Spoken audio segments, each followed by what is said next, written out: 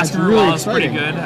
He can discard the Basking Root Walla to his Fauna Shaman, and that actually counts, even though he's using Madness, it counts him casting a spell. So that can be his second creature to return his Vengevines. Oh, wow, yeah, because he's casting it just for its Madness cost. Madness cost, cast, you're actually casting the spell, so... So, wow, yeah, that's really awesome. It looks like a really cool deck.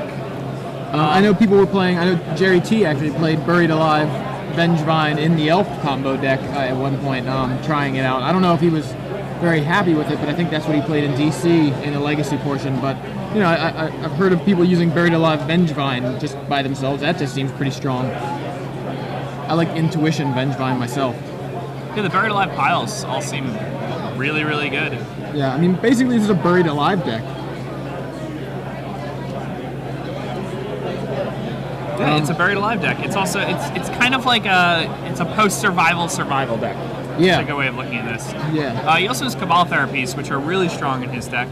I'm surprised I'm surprised to not see Gataxian Probes. That's a card I think people should really play with Cabal Therapy. Yeah. I think Gataxian Probe is good with Cabal Therapy. It's good with Meddling Mage. There are a lot of ways to abuse it. Unless in this case he's using it to therapy himself. Well, yeah, I mean, his therapies are just really good with Bloodghast and things like that, too. His opponent, much more standard, playing like an Esper, Stoneblade deck. Is it Esper or is it just black-white?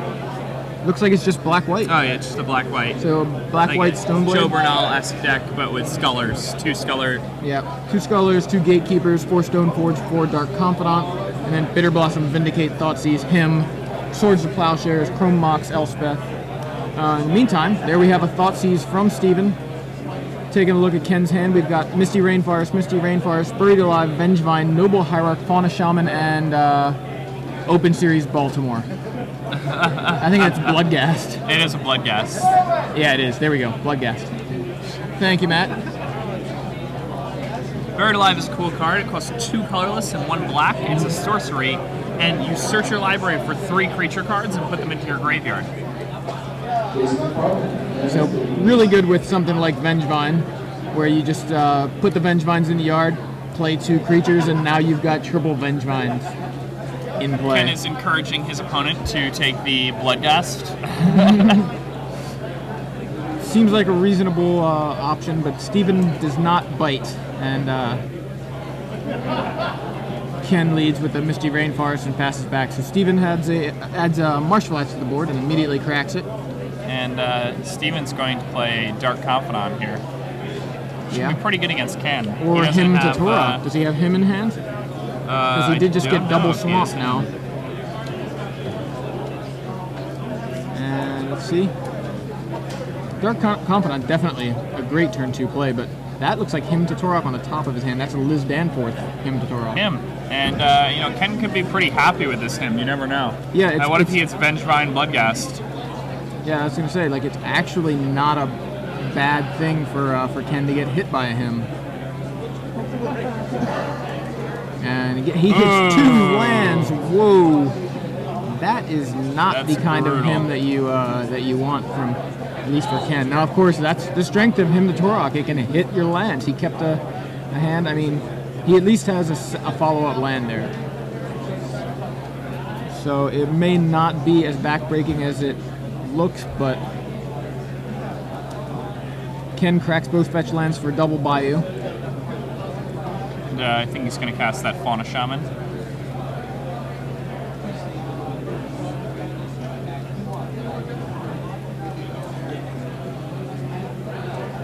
Yep, Fauna Shaman passed to Steven. Now Steven's got to make a choice. He's probably just going to Diabolic Edict this away. And that's exactly what happens. Passes back to Ken. So Steven doing a good job of just keeping Ken contained. Yeah, hitting those 2 lands was pretty brutal. Yeah. So Ken adds Bloodghast to the board. And Steven now untaps and has... I mean, he does have Bob in hand, right? It looks like he did have Bob in hand, and now he's on the battlefield. kind of cool that Steven can also serve with that Bob, considering that Bloodghast can't block. So until Ken has another guy, he doesn't need to worry about losing his Dark Confidant in the red zone. Now Steven gets a choice of Buried Alive or Reanimate. Yeah, Thoughtseize from Steven. Seems like it's tough because, like you said, Buried Alive plus Reanimate is a combo. You obviously want to take one of those. Yeah, I guess you take the one he can cast rather than the one he right now can't cast. Yeah, that Reanimate could easily just be a Fauna Shaman. Right. So Bloodghast in for 2. And the second Bloodghast. So now that's a nice clock for Ken. Steven already at 12 from his own double Thoughtseize and his fetch lands.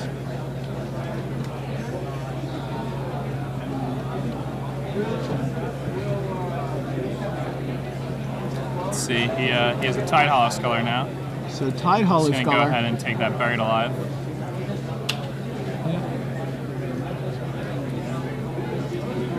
This game could have gone much differently if that Hammond hit differently, but right now it looks very bad for Ken here.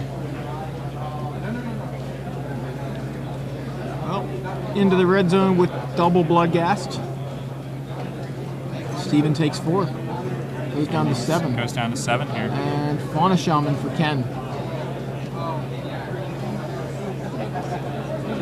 Bob reveals another Tide Hollow Sculler, putting Steven to 5 life, which is precarious right now. He is he's in a very low life total.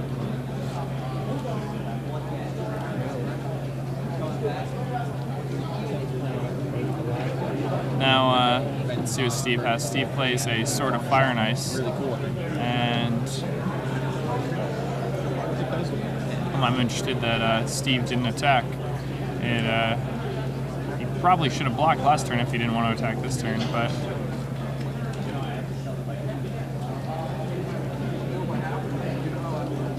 maybe he just, at this point, just realizes he does not want to attack. I mean, being at 5 life, I don't think I would attack either. But yeah, maybe he should have decided to block earlier.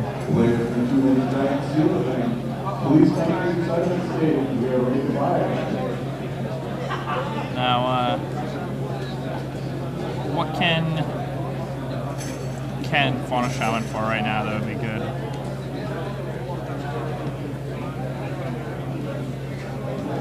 Yeah, in Ken's hand, he just has Vengevine and another Buried Alive. So Ken swings with the Bloodghasts. Obviously, the right play, whether or not he has a land in hand, so that way he can potentially get a Bloodghast back if he did have a land. Steven blocks with Dark Confidant, and then takes the other 2, going to 3 life. And now Ken uses Fauna Shaman's ability, discarding a Vengevine. And let's see what he gets here. No way for him to play 2 creatures now, off of 1 mana.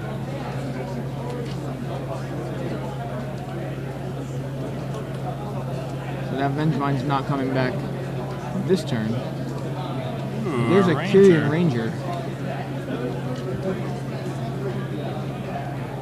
Now, let me get the exact wording of Kyrian Ranger up for you guys. Pull that up. Now, Kyrian Ranger is a card that... It's like a common from Visions, right? It's a card that's pretty common in the Legacy Elf decks. Yeah. So, you can return a forest you control back to your hand to untap a creature. So, he can return a card, and then he can, untap his Fauna Shaman, and things like that. And this also allows him to put his Bloodghast back into play. And he's a really nice interaction right now with the things he has in play. He can tap a green, activate Fauna Shaman, discarding something, getting something, then returning that same Bayou, which is a forest, to hand to untap the Fauna Shaman and reactivate it again. Replay that Bayou to get back a Bloodghast. I mean, he's got a lot of synergy right there. So Tide Hollow Sculler number 2 takes Buried Alive number 2. Yeah. And I think this is it. I think Ken can just turn everybody sideways and win the game. It looks like it. I mean, unless Steven has some sort of answer we're not thinking about. But yeah, Alpha Strike. And game 2. Yeah. Really like Ken's deck. Yeah, Really. Ken's deck is pretty cool because there he was, like, his opponent cut him apart, took everything from him. And here Ken is playing a combo deck where he plays a 3 casting cost card and a 1 casting cost card that just kills his opponent. And even though his opponent cut apart his combo just completely into pieces, he was able to just establish this board presence with Blood Gas of all cards and just keep on bashing. And that card's pretty good right now. Yeah, it really is. I mean, we see it in Standard doing really good work, and here it is in Legacy, shining. Yeah, people are starting to play like removal spells like Diabolic Edict and things like that. I've seen a lot of decks that don't have 4 Swords to Plowshares, which seems criminal, but, you know, in this format, you need to deal with Emrakul, you need to deal with Progenitus, things like that, and people are starting to learn that, and as a result, Bloodghast becomes this very resilient thing that just keeps coming back, and works so well with your Cabal Therapy and with your Vengevines and whatnot. Absolutely. You wonder if there's some kind of other, bug control variant that does kind of maybe hinge on, discard the synergy between Vengevine and Bloodghast and Cabal Therapy and things like that. I mean, and then just maybe blue control cards like Jace, Force of Will, things like that. Because just having a resilient threat like Bloodghast, I mean, a lot of you see blue control decks already just attacking with Mistress Factories for the win. Yeah. Having Bloodghast that can die and come back is a really good option for a control deck. Especially because most of the creatures in this format have 2 toughness, so if people want to stave off the bleeding, they're going to have to start trading with that guy. Yeah. And that's just terrible. It's not a good trade when the Bloodghast just comes right back. Ken Adams, consummate master, always doing well at these tournaments. If you look through the top 16, if you look through the top 16 of a bunch of Standard Opens or Legacy Opens, you'll often see Ken Adams' name there. Ken Adams is probably best known for his love for Greater Gargadon. Greater Gargadon. I missed that card too. Yeah, that's a great card. Ken is perhaps the biggest proponent of Greater Gargadon, and I think he probably plays the Greater Gargadon better than anybody else because he plays it exclusively in any format that it's legal other than Legacy, of course. Yeah, well, how excited is he then for Modern?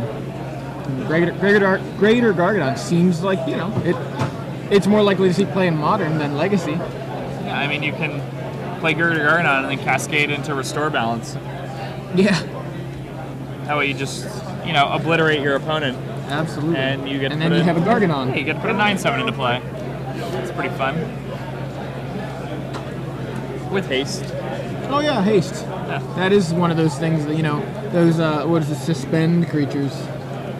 That was a fun mechanic. I don't know. I loved Time Spiral Block. I also love Time Spiral Block. People say it wasn't successful or wasn't good for new players or something, but I mean, I guess I couldn't tell you because I loved it. I wasn't a new player at the time, so I don't know what it was like to play Time Spiral Block as a new player, but that was a really fun collection of sets. During early Time Spiral Block, I was out in Indiana, and my roommates and I enjoyed drafting Time Spiral so much that we literally had, I'd say, on average, 3 drafts a day. Wow. 6 or 8 mans, just between, the 4 guys who lived at my house and the other people from my school who would get to come over and draft with us. Right. They were just, every day after we were done with class and done doing work, we would just come back to the house and just jam games of Time Spiral Limited. And then I actually won the Limited Pro Tour over Time Spiral, the 2-headed giant one. So I love that format. Yeah, that's right. I forgot that they have another good reason to love that format. Yeah. I mean, I think my favorite set is Time Spiral. For its nostalgia, I love that. I love the purple, reprints kind of thing that they had going on. The time-shifted cards, that was cool. Just to have cards coming back that you just hadn't seen in a long time. That was amazing, and it was so exciting at the time when it was really? Wait, they can't be doing this. They can't be putting an extra rare in packs, and it's an old rare with the old frame. I mean, it's just felt so good. Yeah, I mean, a Chroma and Desert or something. Crazy Sacred Mesa. That was a pretty nice one to open. Oh yeah, So I mean, it was just so much fun to see those cards in every pack. You know, I had 2 Sacred Maces in the top 8 of a PDQ in the draft deck, and did not win that PDQ. Seems like it would have been really good. Yeah. Well, Steven starts off game 2 with the Thoughtseize, just like game 1. We see that Ooh, Ken apparently. Ken apparently sided in Natural Order, and not only did he side in Natural Order Progenitus, but now here's something we don't see ever: Big Game Hunter. Big. What is that? Is that a card? Look Big that Game up. Hunter. I know what it does. I want to see the art on it. I know what it does. I believe it has Madness. When it comes into play, you destroy something that's power 4 or greater. I don't know. This is madness. This is Sparta. It costs 1 BB, and when it enters the battlefield, you destroy a creature with power 4 or greater, and it cannot be regenerated. And it has Madness for one black. So just 1 mana to Madness it out. Yeah, that's really nuts. That's a rebel. Just 1. Oh, that's not that relevant in Ken's deck, but it's pretty cool. So he loses the Dark Confidant to that Thoughtseize. Misty Rainforest, Thoughtseized your back. Let's see, is he going to get his opponent's Confidant? Oh, Mystic Vindicates Sensei's Divining Top land, so... Yeah. Ooh, Big Game Hunter confirmed in M12? Well, we had that window open. Let's double check it. I don't know, Madness in M12? Hadn't seen that. Yeah, I don't think they were pretty Madness. Well, we're gonna double check on that. Just maybe just a little bit of confusion there. But on the table, Thoughtseize is. I mean, I don't know what you take here. I mean, he's got double Stoneforge. Do you just take top? Doesn't seem too bad. You just take one of the Stoneforges? Taking one Stoneforge seems so bad. Yeah, I guess you just take top. That's fine. Yeah, I feel like top has the potential to dig somebody back into a game so well. If you have to deal with one Stoneforge, you may as well just deal with both.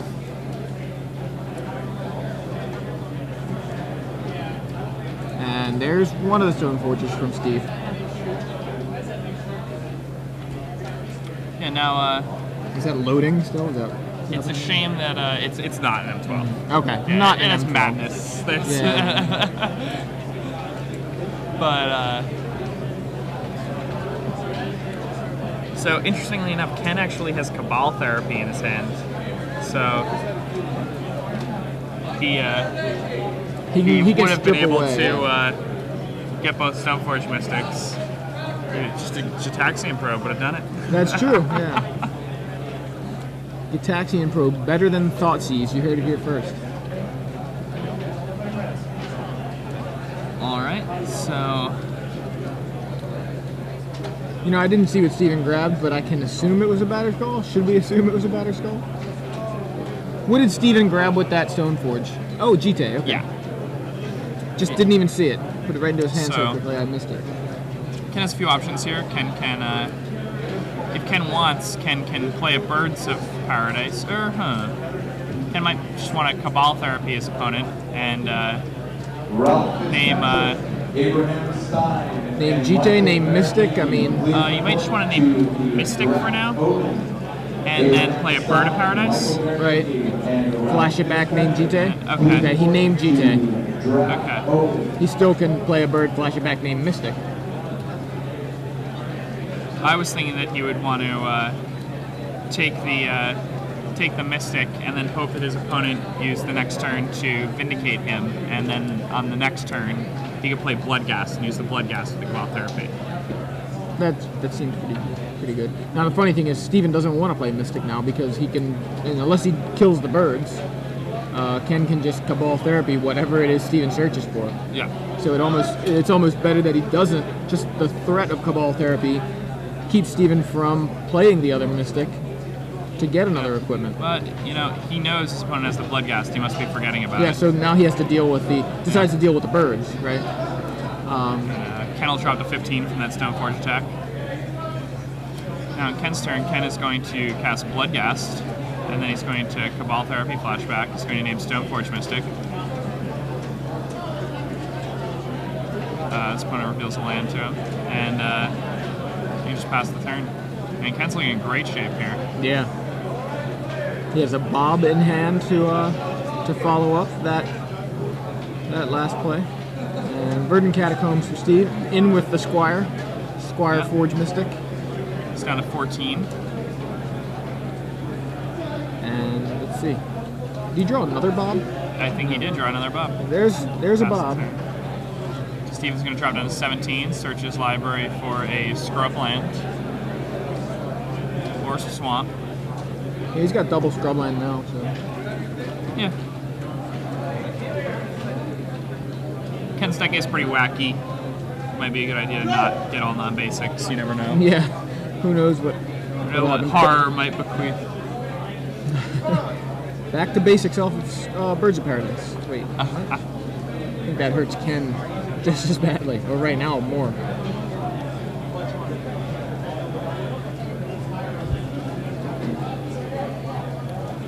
Oh, Ken's deck looks awesome. Yeah. I love the synergy there. Records? What are the records? Okay, thank you. Ooh, a Bitter Blossom. Bitter Blossom. Okay. That's a pretty good card. Bitter Blossom could pose a problem for Ken.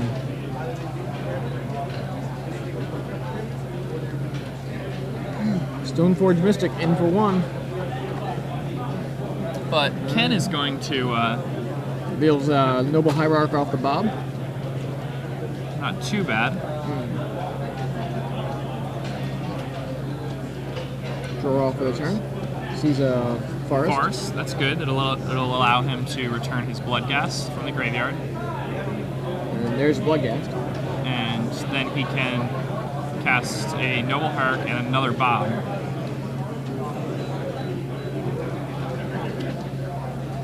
Both players are 3-0 headed into this round. Nice. So these people doing some work today. And a Tarmogoyf, which we did not know he had. I don't think, did we? Tarmogoyf came off the top. Or must have been in his hand already. The top had Hierarch Forest, right? Right. Alright, Steve is going to get a Fairy Rogue token. Then he finds a Wasteland. And he's going to have to use this Wasteland if he doesn't want to have a Progenitus eating him next turn. Yeah, absolutely. Good timing for the Wasteland. Feeling a Natural Order. Ooh, that's painful. That's especially considering he can't cast it. Yeah. Ken's probably going to bash with his Bloodghast and his Tarmogoyf. Ooh, and the Confidant. I like that. He's definitely considering it.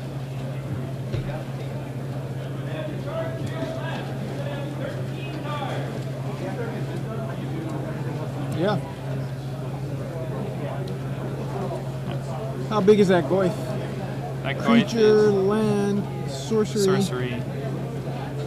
Artifact. Instant. Is there instant yet? Vindicate is an instant. No, it's sorcery. Is it sorcery? I thought Yeah. Vindicate was an instant. Oh, no way. It's a 4/5. 5. So yeah, land, creature, artifact, sorcery. Okay. Yeah. Why did I think Vindicate was an instant? I don't need to make that card any better. Well, that's why I thought it was so good. Alright, Ken is going to put his opponent down to 7 with that attack. And he gets to play another Tarmogoyf. Steven drops down to 6, that Bitter Blossom. Draws first turn, and he finds a Swords to Plowshares. That's going to be useful. It'll pick off a Goyf. Am I thinking of Putrefy or Mortify, or either of those instants? Both of them are instants. That's maybe where I'm getting it, because I always, those guys all kind of blend together. Even though they were printed in completely different sets. So a wooded foothills for Ken, and a forest after that. Ken gets in the red zone with all of his guys again, and Steven's going to use the swords, but he's probably a little frustrated because by using the swords, he's going to increase Ken's life total, which seemed like it was one of the few ways he had to win from that spot.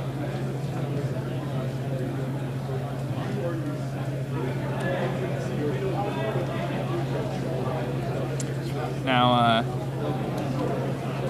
let's see, he blocks both Goyfs, one with the Fairy and one with the Stoneforge Mystic. Now he's just going to take 2 and go to 4. Ken's letting him decide whether or not he wants to use his swords or not. Ken doesn't know what it is that Steve has, but he must know it's something.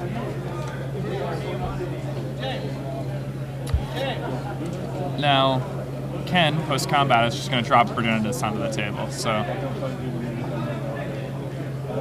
Steve decides to go ahead and swords the Noble Hierarch. It's a pretty tight play. Ken will kill both of Steve's guys and drop Steve down to 4 life. He's going to play land. And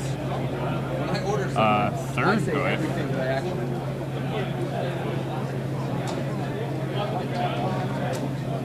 Yep. Do you need that third Goyf? There you go. All right. Steve is going to drop down to 3 during his upkeep. And Steve is at 3 right now. Stoneforge Mystic is Summer Majestic is played. He's probably going to go fetch up a Batter Skull. When you're at 3, that's basically all you can do. But you know, a swing with everybody from Ken will end the game anyway. So, Ken's going to turn everybody sideways, and again, sideboarded into a different combo deck, and just kills his opponent the old-fashioned way once more.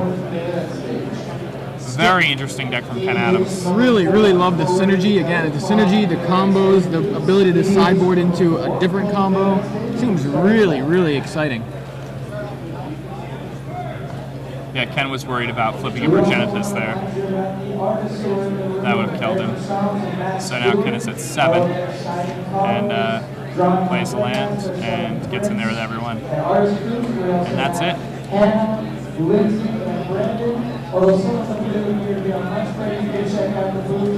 So Ken Adams wins round 4, starting off 4-0 on the day, playing what looks a lot like a new version of Survival of the Fittest.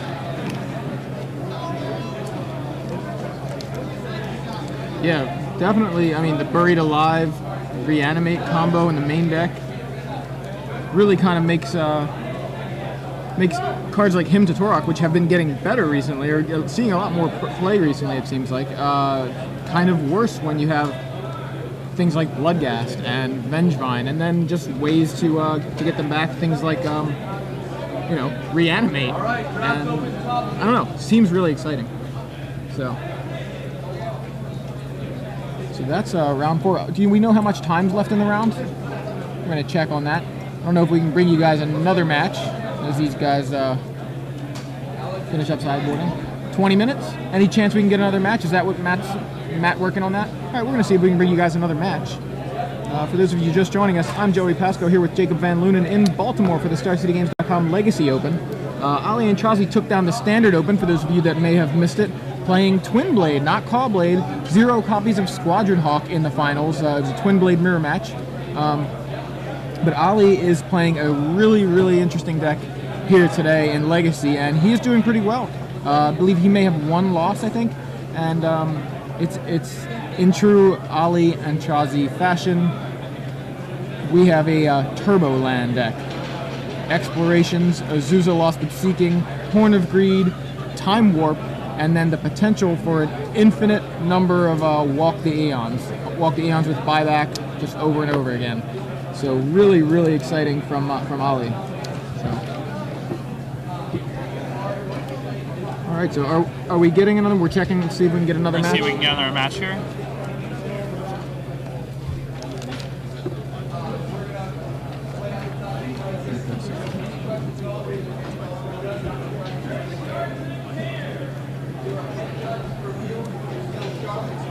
Oh, that is a deck from Ken. It looks a lot like Survival. It's weird, yeah. It's Survival without Survival. I mean, he's got Fauna Shelm in there, which was typically like a backup to Survival. I mean, kind of like the backup plan for using Survival. But you know, he has other options. He's able to, you know, cutting the Survival gives him the room for. Perhaps we get him in here to do an interview on his deck too. That'd be great. I don't know if you'd like to interview him. Yeah, why not?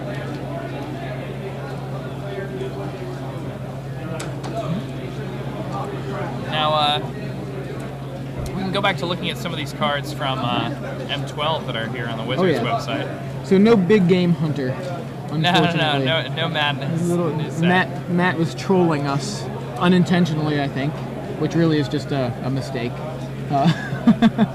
But did you see Quicksilver Amulet? I think, right? Quicksilver Amulet's kind of exciting. Yeah, I mean, we have Jin to Taxis and Emrakul. And Blightsteel Colossus. And Eldrazi. Quicksilver Amulet is a reprint. I can't remember what set it's originally from. I want to say Mirage-ish, Visions era, around that time.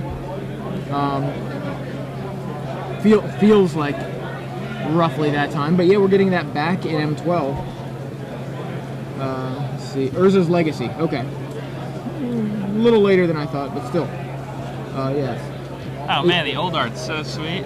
Yeah, it's got like a kind of woman like, hey, look, a lion's head kind of thing. Gotta pick up old ones. Yeah. They're hilarious. What does it cost? Oh, look at this! It's adorable! Look at this lion! It's a Savannah lion. It's exactly what you want to be paying all this mana to do. Like the flavor text, too. All right, what does it say? Wonderful! You got a lion on your first try!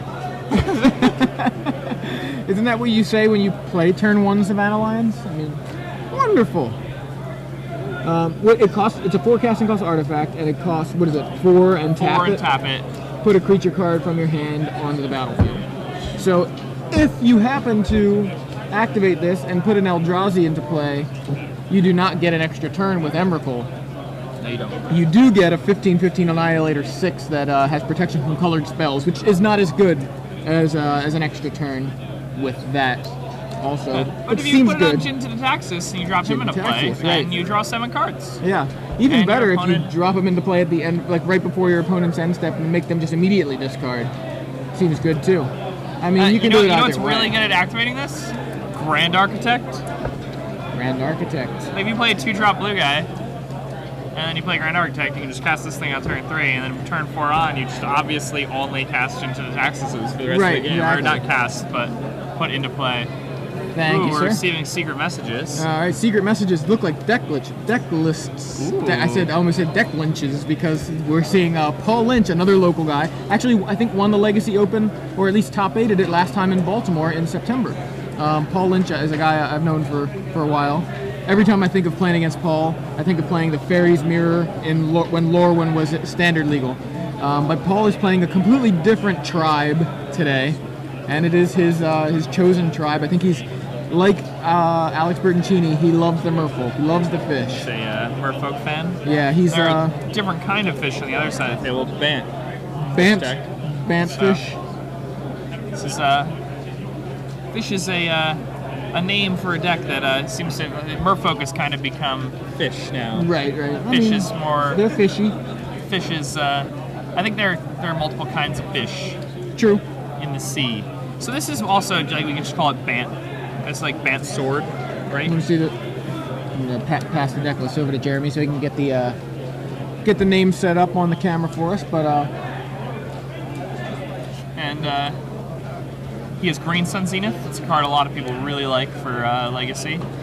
He has the Dryad Arbor, so he can play the Green Sun Zenith. Essentially, he's a Light and World if he needs to. From there on out, it only gets better. He can Green Sun Zenith for 2 and get Noble Hearts, or pay 2 mana, 3 mana. He can get Tarmogoyfs because I like Bride Mage. And once he starts spending more mana, he can get cards like Knight of the Reliquary. And that's just incredible. So going into game 3. And they have a 2-minute time extension. Right, they're shuffling up. That's Paul on the left, I can tell you that by his arm.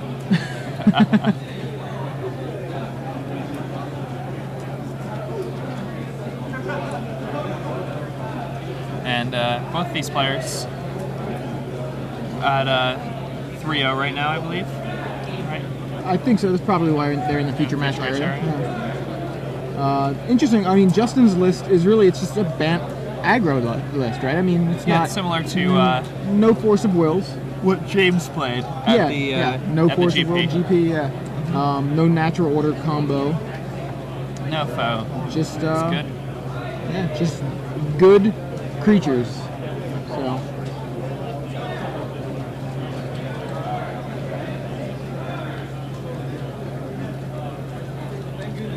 He's not playing Force Will.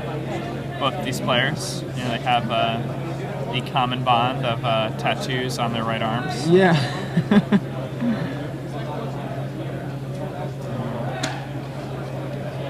Both of these players capable of winning a Magic tournament, not capable of being buried in a Jewish cemetery. Oh yeah. Very interesting to point that out. Justin looks like he's gonna have to mulligan here. He's going to go down to 6 cards. Do you know which player is on the play? See if you can find that out. I assume that Paul is on the play because he seemed to indicate make a keep motion before. Yeah. I didn't catch it, but yeah. Sounds about right. That is confirmed. So, yeah, Paul looks to be chanting 5. Yeah. Paul definitely very good with the Merfolk. Really good guy too. Glad to see him doing well. He's Legacy is his format too. Definitely a really big fan of Legacy. He's been playing it for a long time. And I can't even remember a time when he wasn't playing Merfolk. So it's a good thing. Once you can go with the deck, especially in a format like this, a lot of the time it's best to just stick with that deck. Yeah, it seems like Merfolk is the perfect deck for that kind of situation too, because it's almost always good. It's at least almost always a decent choice. You know, you don't hear somebody playing Merfolk and go, really? You're not like, oh, what, are you a donkey playing Merfolk? Why are you playing Merfolk? You never do that, you know? So. But, I mean, I don't play Merfolk. No, I mean... It's a good deck, though. It's a really fun deck if you play with it. It's got a style of play that I really enjoy. Yeah. It's like aggro control, right? I mean, it's really more aggro, but it's got the elements to protect it, I guess. So it's not exactly... I guess it's hard to call it aggro control, but it's just not all-in aggro. So Paul leads with a turn 1 Aether Vial, which gets Mental Misstep from Justin. That's a foil Aether Vial. Yeah, playing Merfolk for this long, it's given Paul a lot of time to get the foil versions of these cards. Yes. Justin. Savannah comes down for turn Justin. 1 Savannah. And we have another foil Zendikar Island and a foil Coral Helm Commander from Paul. Ooh. So Coral Helm Commander is an excellent card. It's proven itself to be very worthy of constructive play. Absolutely. So Kasali Pride Mage from Justin. It's an F&M Kasali Pride Mage. Curse Catcher from Paul. And Dismember for the Pride Mage. Alright, so Paul's going to drop to 16. He's going to deal with this Pride Mage. And, I think Justin's going to drop to 16 here. And then Justin will drop to 16 also.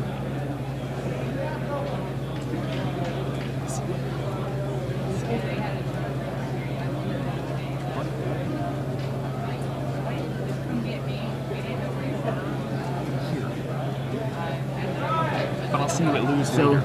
a daze for Justin's turn 3 Knight of the Reliquary. Daze, a card that especially shines in Merfolk.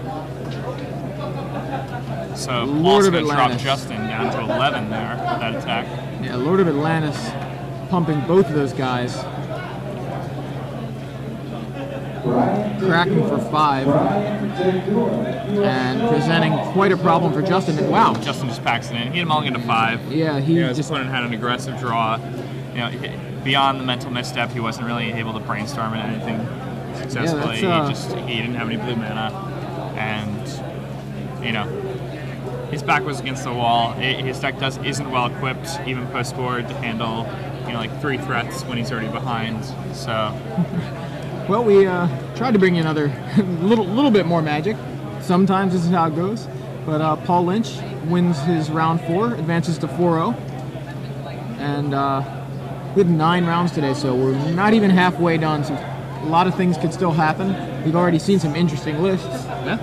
I'm excited about Turboland. Excited to see Ken Adams' list with that Buried Alive.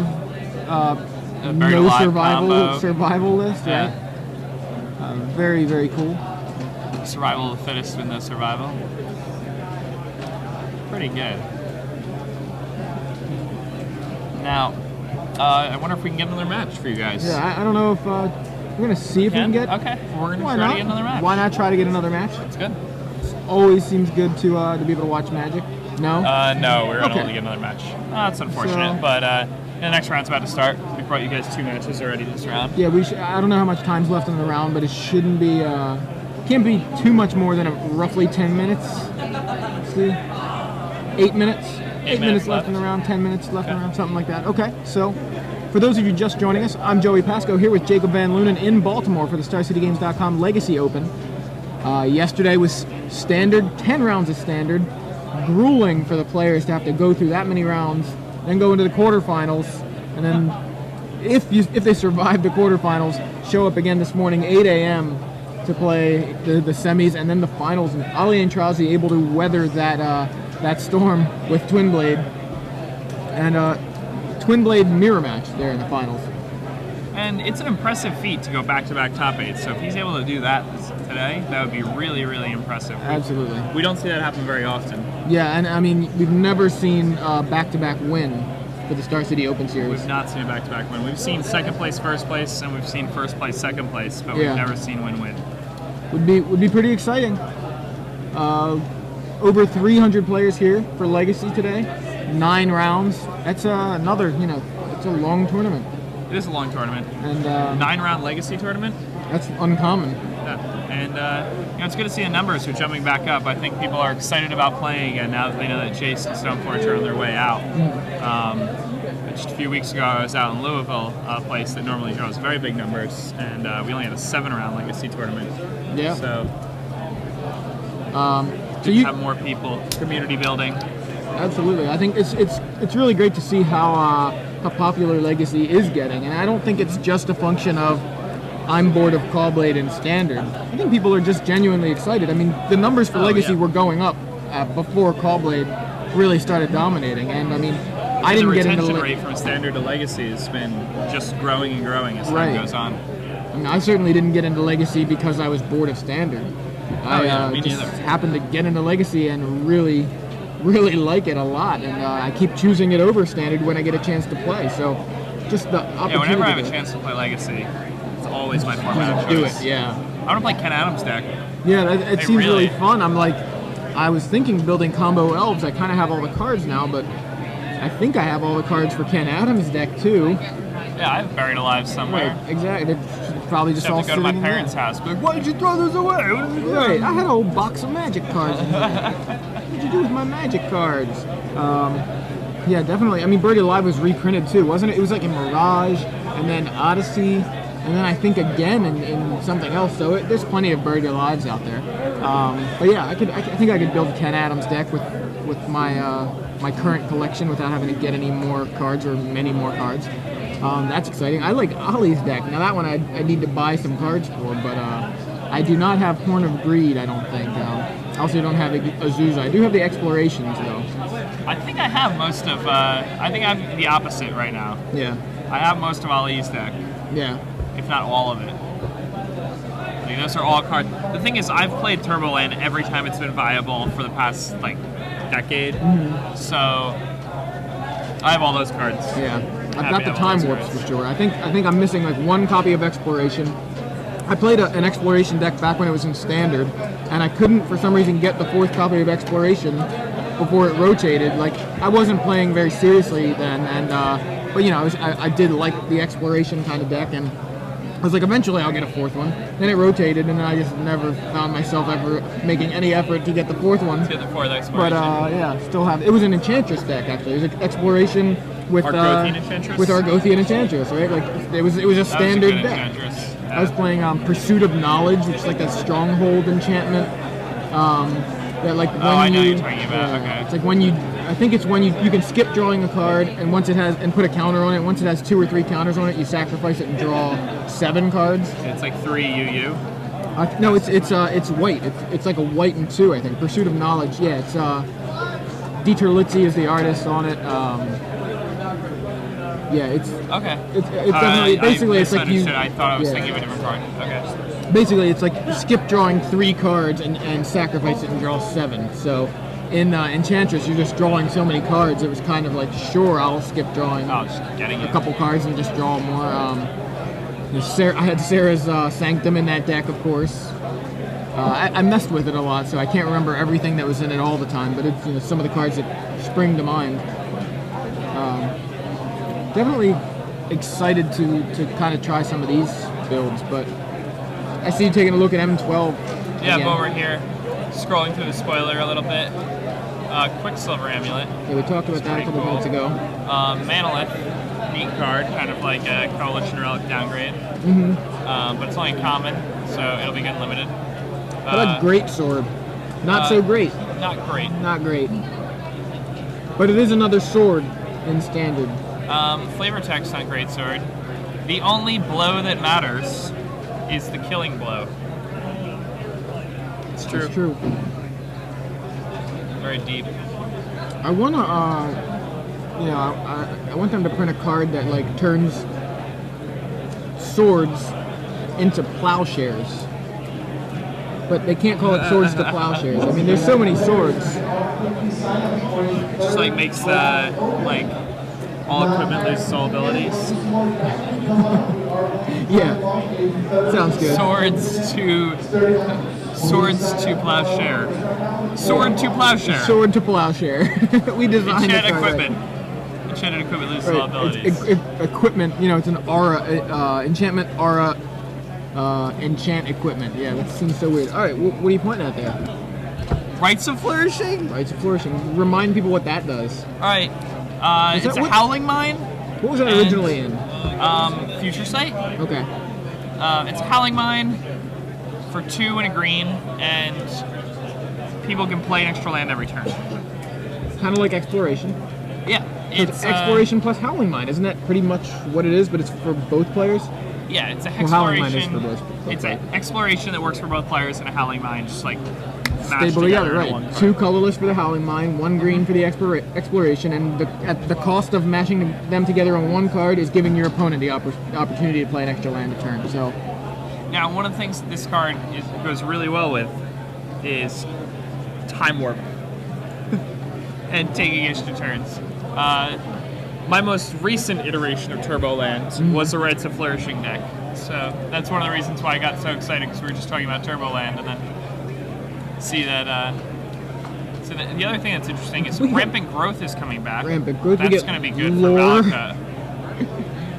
Has lore been back for a long time? Every time I see it, I'm like, oh, hey, look, they're reprinting lore. Like, that's been around. Oh. Nobody really plays it, but... if you buy a box of M12 from Star City, you get a free month of premium. As a bonus, That's pretty good value. Bonus, so that seems pretty good. Yeah, the boxes in Star City are already cheaper than they are everywhere else. Right.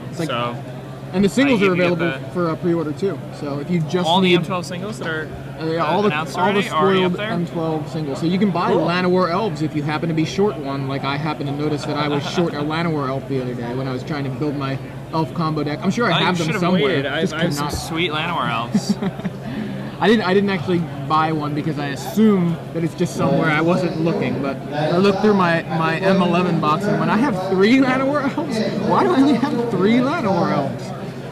I have older ones. I definitely have the have like 4 revised and 4 unlimited like hanging around. But I want to play the black border ones. So Cudgel Troll is a card that I just really like it.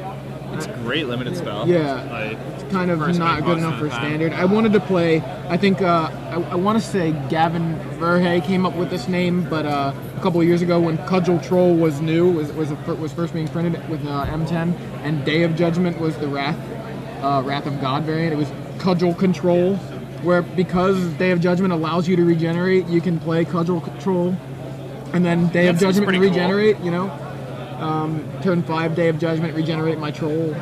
You know, you have nothing, I have a die. It seems interesting. I mean, it's not really. And your guys tapped and stuff, but it still seems pretty good. I think it would have been really good in the 90s, but it seems like the type of thing that people would have been happy to do in the 90s. But I like Dungrove Elder a lot. Dungrove Elders, I wonder like if people are kind of looking at going, okay, I get it, green guy, whatever, and I mean, then the maybe issue they're is you have to sleeping play on it a all little. forests. Yeah, You know, I mean, but that's okay. right. I don't mind forests. I mean, you don't even need. You need some number of forests. You don't really need to play all forests. Of course, he's huge if you play all forests, but I'd play all forests. I mean, 4 forests, and he's already great value. 4/4 for 3 with Hexproof. I mean, he's kind of a Thrun that doesn't regenerate, and can get bigger with every forest. I don't know. And you can also like do things to make him bigger. Yeah. So Anyway, I think we're gonna take a short break before the next round starts. We'll be right back with round 5 of the Star City Games Legacy Open here in Baltimore, Maryland. I'm Jacob Van Lunen. I'm Joey Pasco. Be well, guys.